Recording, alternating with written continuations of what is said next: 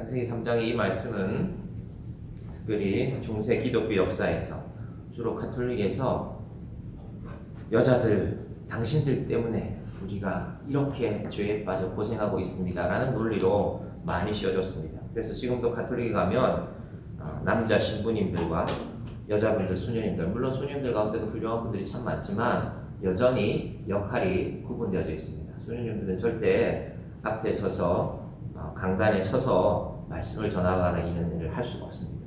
근거는 창세기 3장을 봐라. 하와 때문에 지금 우리가 이렇게 고생하고 있지 않느냐. 그래서 여자분들은 오늘 이 말씀을 잘 들으셔야 됩니다. 그래서 혹시 성당의 신부님들을 만나면 신부님 그게 아닙니다 라고 말씀해 줄 수도 있어야 됩니다. 자, 우리가 창세기 2장까지 보았는데요. 창세기 1장의 별명을 보신다면 하나님의 창조, 창세기 2장은 인간의 창조인데 동시에 인간의 행복을 담고 있습니다. 여러분 성경책이라면 그렇게 적어두셔도 좋습니다. 그 행복의 중심에 남자와 여자가 만나서 결혼하는 것이 있습니다. 요즘 사람들은 이런저런 이유로 결혼도 못하는 시대다라고 말하지만 사실은 결혼은 사람이 내가 이걸 하고 못하고의 문제가 아니라 하나님의 계획 속에 들어있습니다. 근데 특별한 이유로 사도 바울은 결혼하지 않는 경우가 성경에 등장하기도 하지만 우리가 사도 바울처럼 살지 않을 것이면 결혼해서 가정을 이루는 것이 하나님의 뜻입니다. 지금 대한민국 제일 큰 문제가 뭡니까? 출산율 저하 아닙니까? 소멸됩니다. 2030년 전국에 있는 학교 가운데 2030년 몇 년 안 남았잖아요. 일단 1000개가 학교가 문을 닫는다고 나와 있습니다. 합치고 전국 남원에는 중학교 4개가 합쳐져서 중학교 하나가 만들어졌습니다. 지금까지는 하나를 없애고 합치고 하였는데 이제는 하나씩 없애서는 해결이 안 되니까 그런 시대를 우리가 살고 있습니다. 나라에서 이거 사실 우리나라가 돈으로 해결해 보려고 제가 본 신문 통계가 정확한지 모르겠지만 280조를 썼다고 했거든요. 280조면 1억씩 나눠줘도 꽤 많은 사람에게 아마 나눠주는 돈인데도 해결이 잘 되지 않습니다. 지금 그 가운데 의료가 있고 세계에서 제일 인구 감소가 심한 나라가 대한민국이 되었다는 안타까운 상황 가운데서 오늘 말씀을 보겠습니다. 자, 1장은 창조, 2장은 인간, 그리고 인간의 행복이라면 3장은 제목을 하나 지어야 되는데요. 안타깝게도 3장의 제목은 불행이라고 지을 수가 있습니다. 여러분 한번 3장을 읽어보시면서 불행 말고 좀 더 좋은 제목 없나? 근데 잘 읽어보면 2장이 행복이었지만 3장에서 사람들이 불행해집니다. 뭘로 인하여서? 죄로 인하여서. 이제 이것이 3장의 시작입니다.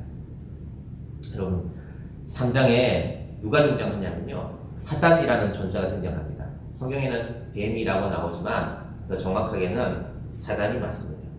뱀이라고 나오는데 뱀이라는 동물 속에 사단이 들어가서 행동하는 것이 바로 창세기 3장의 이야기입니다. 그래서 여러분 성경에는 크게 3가지 존재가 등장합니다.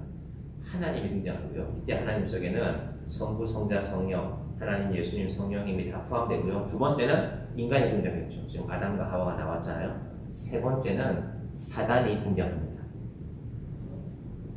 이 창세기 3장에 등장한 사단이 어디까지 나오냐면은 창세기 이 성경 마지막 요한계시록까지 가서 끝까지 싸웁니다. 인간을 괴롭히고 예수님과 대적하고 하나님과도 대적해서 싸우는 것이 사탄이라는 존재입니다. 여러분 그래서 성경에는 하나님도 있고 사람도 있고 사탄도 있구나. 요즘 같은 과학의 시대에 사탄이 어디 있는가 하는 것도 성경적이지 않고요. 그런데 성경의 결론은 사탄을 두려워하면서 살라는 것이 아니라 예수 그리스도의 권세로 사탄을 이기면서 살아가는 것입니다. 자, 그러면 창세기 2장과 3장이 왜 2장은 행복장이 되었고 3장은 불행장이 되었는가? 무언가가 개입합니다. 누구 사이에? 하나님과 우리 사이에, 사람 사이에 사탄이 개입합니다. 사실은 사람과 사람 사이에도 사탄이 개입합니다. 여러분 예배가 무엇이냐면요. 하나님과 사람 사이에 아무것도 끼어있지 않는 것이 예배. 하나님만 바라볼 수 있습니다. 우리가 이 예배를 1시간 남짓 드리는데 사실 이것이 예배의 전부는 아니지만 하나님과 우리 사이에 아무것도 끼어들지 않는 그런 예배 시간이 되기를 바랍니다. 사람과 사람 사이도 마찬가지입니다. 그럼 사람과 사람 사이에 서로 끼어 있는 것이 없으면 사람들의 관계가 좋잖아요. 놀이터에 보세요. 아이들은 아무것도 없는데 하루 종일 깔깔거리고 또 방금 싸우는데도 금방 화해하고 손잡고 웃고 놀고 있습니다. 아이들 사이에는 이익이 끼어 있지 않아요. 근데 사람과 사람의 관계는 이익이 끼어져 있으면 내가 저 사람한테 뭘 좀 얻어야 될 텐데, 내가 저 사람한테 뭘 좀 팔아야 될 텐데, 이런 것이 자꾸 끼어져 있으면 그 관계가 끼어지는 것입니다. 기억하십시오. 하나님과 우리 사이에도 아무것도 끼어있지 말아야 됩니다. 여러분 한번 생각해 보십시오. 내가 어떤 사람을 만나는데 어떤 이익 때문에 만나면 아무리 오래 있어도 불편합니다. 얼굴은 웃고 있지만 이 사람이 내 말을 좀 들어줘야 될 텐데, 내 이익을 좀 챙겨줘야 될 텐데 하면 불편한 것입니다. 그럼 그래서 지금 우리가 선거 앞두고 있는데 정치인들이 서로 불편해지는 것은 당연합니다. 서로 이익이 다르거든요. 난 이걸 얻고 싶은데, 난 그만큼 주기는 싫은데, 항상 세상에 일들은 그렇습니다. 그래서 하나님과 우리 사이에도, 사람과 사람 사이에도, 저는 우리 교회가 그런 관계가 많이 만들어지기를 바랍니다. 자, 창세기 3장 1절은 사단이 아주 직접적으로 바로 등장합니다. 어떻게 등장하는가? 1절을 볼까요? 그런데 뱀은, 같이 읽읍시다. 시작. 그런데 뱀은 여호와 하나님이 지으신 들짐승 중에 가장 간교하니라. 뱀이 여자에게 물어 이르되 하나님이 참으로 너희에게 동산 모든 나무의 열매를 먹지 말라 하시느냐? 우리 청소년들이 이제 새 학기를 맞아서 동현이는 지금까지하고는 좀 더 넓은 세상에 나가는 거잖아요. 우리 사실 남양주가 시골인데 남양주 시골에서 서울에 비하면 시골에는 겁니다. 그리고 뭐저 농사만 짓는 데 보면 우리가 도시인 것 같지만 우리가 쳐다봐도 우리 교회도 특히 거의 시골적인 분위기잖아요. 이제 동현이가 아마 가면 서울뿐 아니라 온 나라에서 멀리서 아마 강원도에서 오는지도 모르겠지만 많은 사람들을 만나게 될 것입니다. 예언이도 이제 고등학교 가면 중학교 때보다는 좀 더 여러 중학교 출신들이 오잖아요. 정신을 차리고 지혜를 가져야 됩니다. 누군가 나를 이용하려고 하지 않는가? 내가 지혜를 가져야지. 기도하시고 우리 부모님들이 학교 보내셔야 됩니다. 자, 뱀이 여자에게 찾아왔습니다. 이 뱀이 사실 사탄이라고 했죠. 사탄이 뱀이라는 동물 속으로 들어간 것입니다. 여기서 우리가 알 수 있는 것이 있는데, 사탄이 뱀을 이용해서 들어왔다라는 것은, 사탄은 사람 속에도 들어오는데 어떤 사람 속에 들어오는가? 잘 들어보십시오. 사탄이 즐겨 찾아오는 사람의 특징이 있습니다. 오늘 뱀을 뭐라고 소개했습니까? 간교하니라. 간사하고 교활하다. 제가 다 설명 안 해도 좋은 뜻이 아니라는 건 아시죠? 간사하고 교활한 사람들 속에 사탄이 찾아갑니다. 세상을 살다 보면 누군가는 질서를 지키고 누군가는 바르게 행동하는데, 도덕을 지키고 살아가는데, 어떤 사람들은 그런 거 필요 없어. 나만 이익이 되면 괜찮지 하고 어기는 사람들이 있습니다. 다 같이 줄 서 있는데 혼자서 새치기 하는 사람들도 있죠.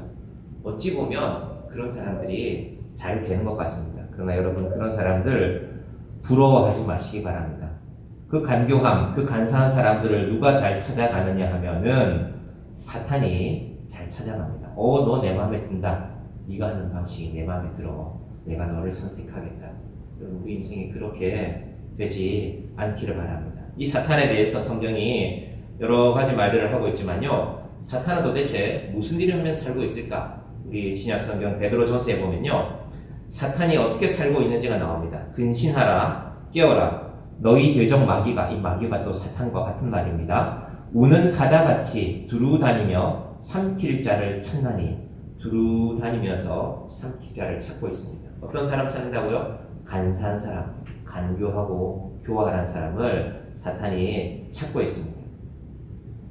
여러분, 그래서 사탄이 두루 다니면서 사람들을 찾기 때문에 우리는 아무 데나 돌아다니면 안 됩니다. 우리가 가야 할 곳이 있고 가지 말아야 할 곳이 있습니다. 자, 사단의 마음에 하와가 딱 들어왔어요. 하와 잘 만났다. 네 지금 마음이 흔들리고 있구나. 사단이 알고 찾아옵니다. 그래서 1장 마지막 부분에 보면 이렇게 질문하죠. 하나님이 참으로 동산 모든 나무에, 1절 보십시오. 하나님이 참으로 너희에게 동산 모든 나무의 열매를 먹지 말라 하시더냐 하고 묻습니다.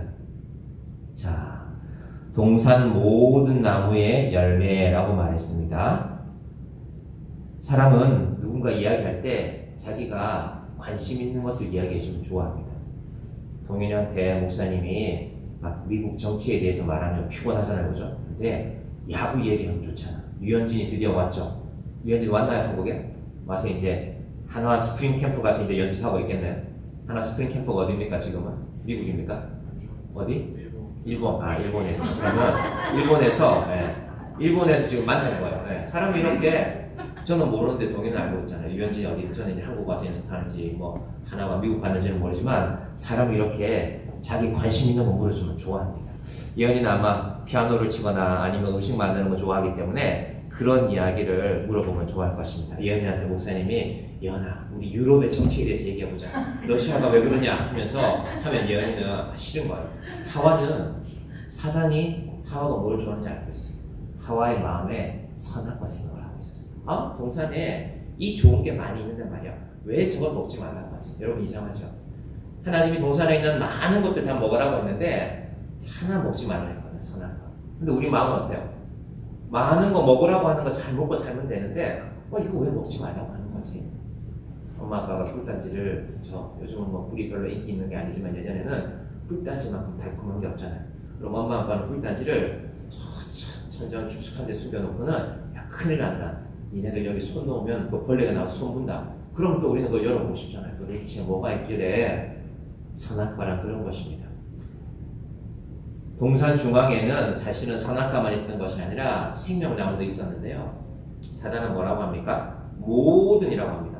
모든이란 말은 무슨 말이냐면 하나님을 부정적으로 만드는 겁니다. 야 하나님이 너희들한테 그거 다 먹지 말라 그랬다면서 거짓말하는 겁니다. 사단의 시작은 항상 거짓말로 시작합니다. 그리고 동산 중앙에 있는 나무만 해도 생명나무도 있었고 선악과도 있었는데 하나님의 뜻은 뭐냐면요. 동산 중앙에 있는 생명나무를 볼 때마다 생각하라는 것입니다. 얘들아, 저 동산 중앙에 있는 생명나무를 보면서 너희가 하나님의 뜻을 내 말을 잘 지키면 너희는 영원히 사는 존재가 되는 것이다. 동시에 선악과를 보면서 내가 먹지 말라고 한 저 선악과는 절대 손대지 말아야 된다. 손을 대면 우리 표현으로 선을 넘으면 너의 이 행복이 깨어지는 것이다. 이것이 바로 하나님의 명령입니다. 이 사람들이 이제 질문하죠. 저희 딸도 그런 질문을 했는데 아니 그러면 선악과도 만들지 말지. 그럼 하나님은 우리가 로봇이 되기를 원하지 않습니다. 개를 밖에 나가지 못하게 하려면 굵은 줄로 묶어놓으면 되죠. 근데 그 개의 모습을 한번 보십시오. 우리 교회 뒤쪽 마당에도 개가 한 마리 묶여있는데 그 개가 다른 개 한 마리가 집 안에 한 마리 더 있거든요. 산책을 먼저 나가면요. 자기도 따라 나오고 싶은데 그 5분, 10분을 낑낑 하면서 정말 힘들어합니다. 따라가고 싶은데 하나님은 우리가 그런 모습을 있기를 원하기를 원치 않습니다. 선택할 수 있는 존재가 되기를 원합니다. 대신에 하나님의 말씀에 순종하여서 선택하기를 원하는 것입니다.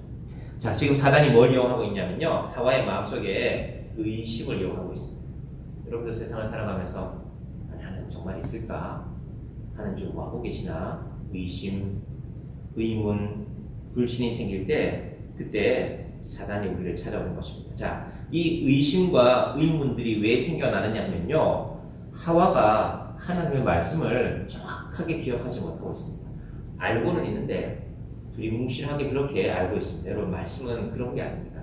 정확하게 알고 정확하게 기억하는 것입니다. 자, 사단의 말을 다시 한번 들어봅시다. 하나님이 참으로 너희에게 동산 모든 나무의 열매를 먹지 말라 하시느냐? 사실은 이런 질문이 대단히 논리적이고 또 한편으로는 이성적인 질문입니다. 특히 질문에 부정적인 단어가 들어가면요. 사람들이 그 질문 자체에서 의심을 하게 됩니다. 다 먹지 말라 그런 건 아닌데 제대로 답변도 못하고 하나님 별로 좋지 않은 사람이구나, 좋지 않은 존재구나 하고 하나님에 대해서 의심하는 것입니다. 이런 질문도 마찬가지입니다. 사단이 우리를 이런 질문으로 공격할 수 있습니다.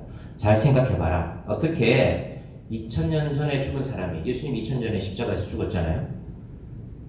그 사람을 믿는다고 너희가 구원을 받겠냐? 생각을 해봐라. 이성적으로 좀 생각을 해봐라. 논리적으로 생각을 해봐라. 그렇게 사단은 우리를 교묘하게 공격하기를 좋아합니다. 자, 하와가 어떻게 대답하느냐? 하와의 대답이 문제입니다. 질문이 엉터리였으면 야 너 질문이 엉터리야. 모든 것을 먹지 말라고 하신 것이 아니라 다 먹을 수 있는데 선악과는 먹지 말라고 하셨어. 너 제대로 알고 물어야지 라고 말했으면 좋은데 불행하게도 하와가 그렇게 대답하지 못했습니다. 마음속에 의심이 있으니까 이제 그 의심이 확산됩니다. 조금 어려운 말씀이죠. 고등학생 되니까 이런 말도 들어야죠. 2절과 3절 보면요. 시작. 여자가 뱀에게 같이 볼까요? 말하되 동산 나무의 열매를 우리가 먹을 수 있으나 동산 중앙에 있는 나무의 열매는 하나님의 말씀에 너희는 먹지도 말고 만지도 말라 너희가 죽을까 하노라 하셨느니라. 하나님이 그렇게 말하지 않았죠? 2장 17절에 보십시오. 하나님이 하신 말씀 2장 17절 여러분 고개를 조금 왼쪽으로 돌리시면 2장 17절이 나옵니다. 시작. 선악을 알게 하는 나무의 열매는 먹지 말라. 내가 먹는 날에는 반드시 죽으리라 하시니라. 하와 마음에 서운함이 있는 거야. 아니 다 먹게 하시지. 왜 저거 먹지 말라 그래요? 그러니까 하와가 말을 과장하잖아요. 먹지도 말고 만지지도 말라. 엄마가 집안에 중요한 물건을 하나 두고 얘야 이거 절대로 네가 손대서는 안 된다 라고 했으면 손 안 대면 되는데 동생이 오면 형이 말하죠. 너 저 방에 들어가면 죽는다. 엄마가 저 방에 들어가지 말라고 그랬다. 방에 들어가지 말라고 한 게 아니라 그걸 손대지 말라고 하는데 엄마가 만지지 말라고 하니까 형의 마음이 의심하고 과장하고 엄마에 대한 불신을 조장시키는 거죠. 그래서 그 동생한테 핑계를 대는 것입니다. 자, 성경에 있다고. 지금 이거 성경에 있는 말 아닙니까? 이게 다 맞는 말이 아니라 하나님의 말씀하신 대로 아는 것이 맞는 말이고 하나님의 말씀하신 대로 말하지 않으면 틀린 말입니다. 생명나무는 오히려 생각하고 또 때로는 먹어야 되는 것입니다. 아, 이 생명나무를 통해서 우리가 영원히 사는 존재가 되었구나. 여기서 우리가 구원에 대해서 알아야 될 중요한 한 가지가 있습니다. 하나님의 처음 계획은 우리가 죽는 게 아닙니다. 죽여놓고 살리는 게 하나님의 계획이 아니라 원래는 생명나무를 먹고 영원히 사는 것입니다. 그런데 선악과를 먹으면 어떻게 된다고 했습니까? 2장 17절 다시 보십시오. 내가 먹는 날에는 반드시 죽으리라 하시니라. 다시 돌아갑니다. 이 질문은 계속 반복되었는데 하나님 그러면 만들지 말지 선악과를. 저희 아이가 계속 질문해요. 아니 안 만들면 되는 거 아니냐.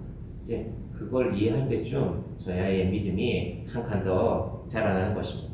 자, 먹지도 말고 만지지도 말라. 과장합니다. 의심하면 과장이 확산되는 것입니다. 여러분 사람과 사람 사이 하는 말도 잘 들어보십시오. 의심하면 자꾸 말이 더 커집니다. 정확하게 사람의 말도 정확하게 전달했다고 더 중요한 것은 하나님의 말씀을 정확하게. 또 하나 하와가 잘못하고 있습니다. 죽을까 하노라 너희가 죽을까 하노라 하셨느니라. 죽을까 하노라가 아니라 죽으리라고 했죠. 17절 다시 보십시오. 내가 먹는 날에는 반드시 죽으리라. 이게 옛날 성경에는 정령 죽으리라고 되어 있습니다. 죽을까 하노라. 죽을까 하노라는 말은 죽을 수도 있고 안 죽을 수도 있고 결론이 나지 않는 말이거든요. 하나님은 그렇게 말씀하지 않았습니다. 먹지 마라. 너 먹으면 죽는다고 말했습니다. 먹으면 죽는다고 말했으면 먹으면 죽는다고 했어 라고 답해야죠. 하와가 먹어보고는 싶은데 먹으면 죽는다고 하와 입으로 말하면 정말 하와가 죽는 거잖아. 그러니까 죽을까 하노라. 먹으면 죽을 수도 있는 것 같은데로 대화가 부정확하게 흐르고 있는 것입니다. 반드시 죽으리라. 정령 죽으리라. 하나님의 말씀을 정확하게 아는 것. 그래서 오늘 설교의 제목이 반드시 죽으리라입니다. 여러분 하나님은 말씀을 아예 모르는 것이 아니라 알기는 아는데 두루뭉실하게 알고 있는 이런 존재들을 사단이 분명하게 공격한다고 성경이 말씀하고 있습니다. 우리 아이들도 우리 청소년들도 잘 알겠지만 우리 부모님들도 잘 기억해야 됩니다. 우리 동현이가 예언이가 이제 새로운 학년, 새로운 학교, 새로운 학년, 새로운 교실로 가게 되죠. 많은 사람들 만날 것입니다. 선생님도 만날 것이고 새로운 친구들도 만날 것이고 동현이도 등치가 장치 않지만 고등학교에 가보면 191은 애들이 와 있어요. 아, 나보다 큰 애들이 세상에 있구나. 그런 애들도 볼 것입니다. 그 속에서 우리가 어떻게 살아야 될까? 말씀을 정확하게 알고 살아야 됩니다. 그래서 제가 지금 신명기 6장 4절에서 9절 말씀을 읽어 드릴 것인데 이거 우리 성경 암송어로도 했던 내용인데요. 잘 들어보시고요. 이스라엘 사람들이 하나님의 말씀을 정확하게 아는 것을 어떻게 표현하는지를 잘 들어보십시오. 이건 지금 암송 안 하셔도 됩니다. 들어보십시오. 말씀에 대해서 정확하게 알아야 되는 이유를 그 방법을 이스라엘 사람들이 이렇게 모세는 신명기에서 가르치고 있습니다. 이스라엘아 들으라. 우리 하나님 여호와는 오직 유일한 여호와이시니 너는 마음을 다하고 뜻을 다하고 힘을 다하여 내 하나님 여호와를 사랑하라. 오늘 내가 내게 명하는 이 말씀을 너는 마음에 새기고 내 자녀에게 부지런히 가르치며 집에 앉았을 때에든지 길을 갈 때에든지 누워 있을 때에든지 일어날 때에든지 이 말씀을 강론할 것이며 너는 또 그것을 내 손목에 메어 기호를 삼으며 내 미간에 붙여 표로 삼고 또 내 집 문설주와 바깥문에 기록할지니라.